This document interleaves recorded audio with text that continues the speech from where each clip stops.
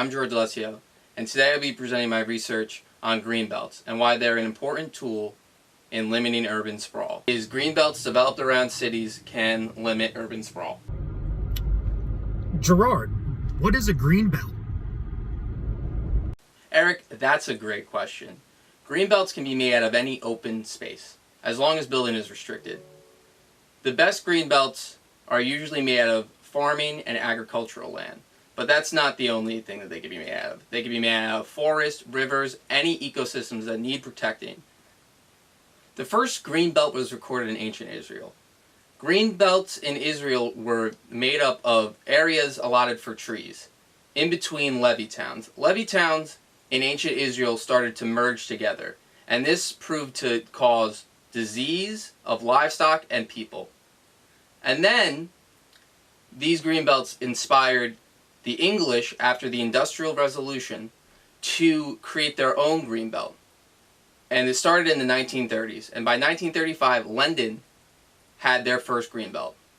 Localism has become a great way to move against regional greenbelt policy for a more local approach. In order to have effective greenbelt policy, you have to preserve land. Now, in 6 U.S. counties, which all have effective greenbelt policy, 2 stood above the rest, and that was Baltimore County, Maryland, and Lancaster County, Pennsylvania. Now, they were able to preserve the most farmland through a combination of a strict urban growth boundary with allotments for growth for the next 20 years, purchase of development rights of farms, so no development could be done on the farms, which was funded by the state and the county. Zoning for sewer and water being restricted to the urban zone. Now, each one of these counties had effective economies, but were subject to inflation because of their twice the average growth in population. Europe has made an important commitment to green infrastructure in Europe, as you can see from the diagram. Spain and Portugal in particular. Green infrastructure in Europe also includes greenbelts, which are defined as a type of green infrastructure in Europe. Europe factors in quality of life in their economy. And quality of life means sustainable green space for people to use and enjoy. Now, public approval is huge in Europe when it comes to green projects. Now, not only are they allowed to contribute in urban gardens, urban gatherings, recreation, but they are also encouraged to contribute in their municipal powers, where they're able to actually contribute. In places like Germany, where they're able to contribute their feedback. Now, socioeconomic status and housing situations are also factored in. That's because everybody in the green infrastructure has to have equity. Equity meaning that they are all seen as the same and their needs are met. Deregulation of greenbelt policy happens when land developers and civic tension reach a point where a regional plan fails. The regional plan in Korea failed and led to the deregulation of 4 major greenbelts. In the Seoul metropolitan, their release was caused by pressure to develop the city center, which they believed would happen from a deregulation of their greenbelt policy. Instead, what happened was their greenbelt experienced more development on the edges.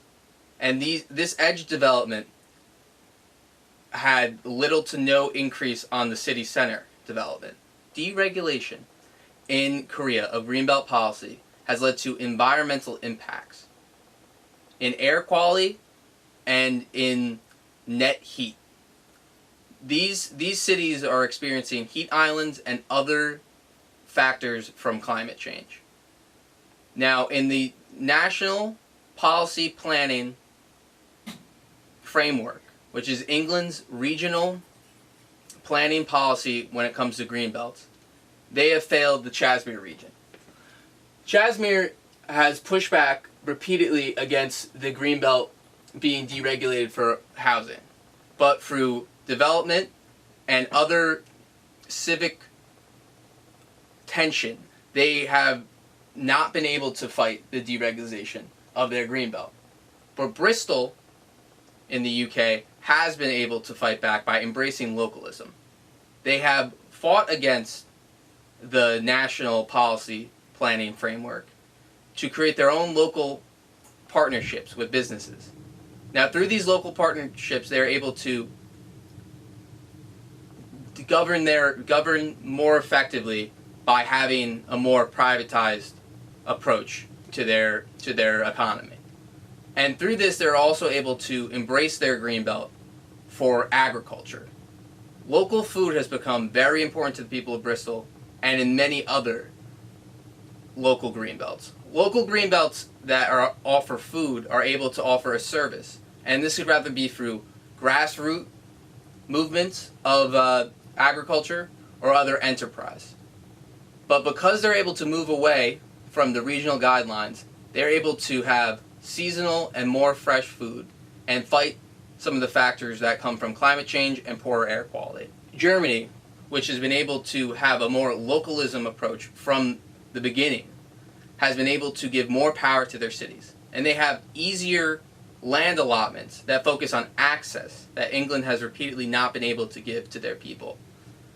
Access to these lands in the Greenbelt. In the Jasmir region, which is a new city in India, which used to be an industrialized steel city, has converted from that to a more local, more privatized city, where they're able to partner with companies in order to build parks in areas that used to be steel debris dumping grounds, and other transit opportunities like a larger road in order to accommodate tourists that come into the region to visit. And because of this, they're able to embrace their steel city heritage while also having areas where they can have housing. Now, in India, they have other tribes of people who are more nomadic, and they are able to find their own place in the city because they believe that their open space is for everyone. Hey Gerard, localism sounds great, but hold on, what about places that lack infrastructure? That's a great question. That's where the Greenbelt movement comes in. It's localism, but with UN and Kyoto Protocol guidelines that are able to combine factors of community building and creating jobs for women in Africa, in the developing nations. Kenya has been one of the most successful, being able to plant 50 million trees and provide training and opportunities to the women that live there to learn about their environment and how to protect it. They see women in their community as a resource in sustainability and protecting the environment, which is something that is not only limited to the women, because the men are also allowed to take part in this if they choose. The transfer of development rights has been an effective strategy in Kingsland, Washington, who has been able to protect 120 acres of forest land. It is great in shaping a greenbelt and targeting certain areas that you want protected.